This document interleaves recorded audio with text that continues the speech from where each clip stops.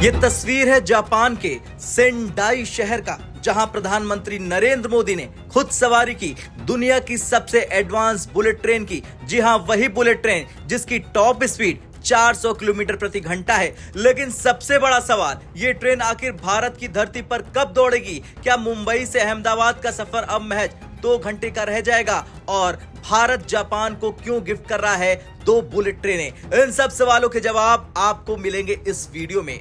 दरअसल भारत के प्रधानमंत्री नरेंद्र मोदी के जापान दौरे के दूसरे दिन वो पहुंचे मियांगी प्रांत के शिंटाई। यहां उनके साथ थे जापान के प्रधानमंत्री शिगेरू इशिबा। दोनों नेताओं ने न सिर्फ इस अल्ट्रा फास्ट ट्रेन को देखा, बल्कि खुद उसमें सफर भी किया और उसमें बातचीत भी करते हुए वो दिख रहे हैं। मजेदार बात यह रही कि ट्रेन के अंदर मोदी ने मुलाकात की उन भारतीय ट्रेन ड्राइवर से जो इस समय जापान में ट्रेनिंग ले रहे हैं। जी हां, भारत के ये युवा ड्राइवर जापान के ईस्टर्न रेलवे के साथ ट्रेनिंग ले रहे हैं ताकि आने वाले वक्त में भारत की धरती पर बुलेट ट्रेन को खुद चला सके। शिंडाई पहुंचने पर स्थानीय लोगों और भारतीय कम्युनिटी ने मोदी का जोरदार स्वागत किया। लोग हाथों में भारतीय और जापानी झंडे लेकर नारे लगा रहे थे, जापान में आपका स्वागत है मोदी शैन।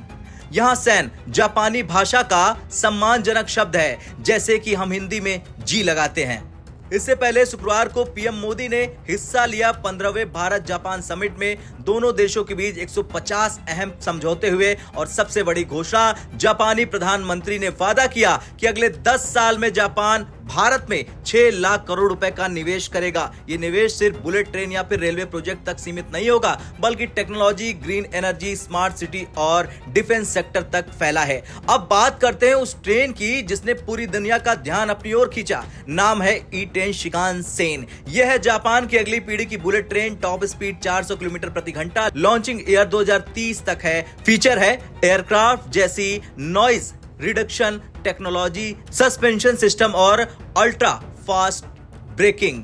रिपोर्ट कहती है कि जापान और भारत दोनों इस ट्रेन को एक साथ अपनी अपनी पटरियों पर उतारेंगे, यानी कि लॉन्च करेंगे। यानी जब 2030 में जापान में E10 चलेगी, उसी वक्त भारत में भी इस ट्रेन को लॉन्च करने की तैयारी है। वैसे भारत में बुलेट ट्रेन की कहानी शुरू हुई 2017 में, जब पीएम मोदी और उस समय के जापानी प्रधानमंत्री शिंजो आबे ने Mumbai Ahmedabad high speed rail corridor का शिलान्यास किया। ये कॉरिडोर करीब 508 किलोमीटर लंबा है। इसकी लागत लगभग 1.1 लाख करोड़ रुपए है। जापान इस प्रोजेक्ट को फंड कर रहा कम ब्याज वाले लोन से। योजना है कि ये ट्रेन मुंबई से अहमदाबाद का सफर महज 2 घंटे में पूरा करेगी।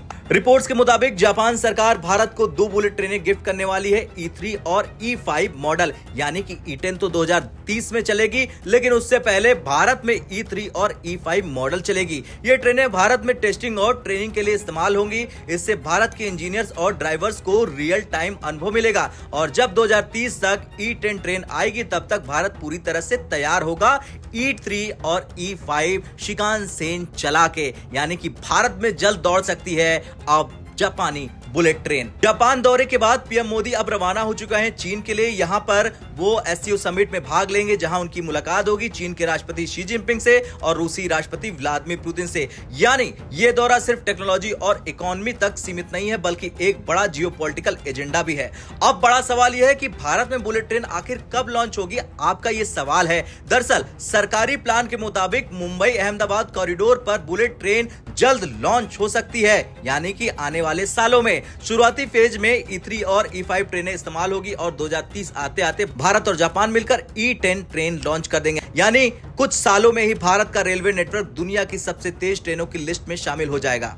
खैर, कहानी साफ है, मोदी का ये दौरा सिर्फ एक डिप्लोमेटिक विजिट नहीं था। ये भारत और जापान की उस साझेदारी की झलक थी जो आने वाले वक्त में भारत की ट्रांसपोर्टेशन को बदलने वाली है। कल्पना कीजिए, मुंबई से अहमदाबाद सिर्फ 2 घंटे में, दिल्ली से वाराणसी महज 3 घंटे में, और आने वाले दशकों में शायद चेन्नई से बेंगलुरु तक बुलेट ट्रेन का सफर। भारत की रफ्तार अब बदलने वाली है और मोदी की ये बुलेट ट्रेन की सवारी उसी आने वाले भविष्य की पहली तस्वीर है।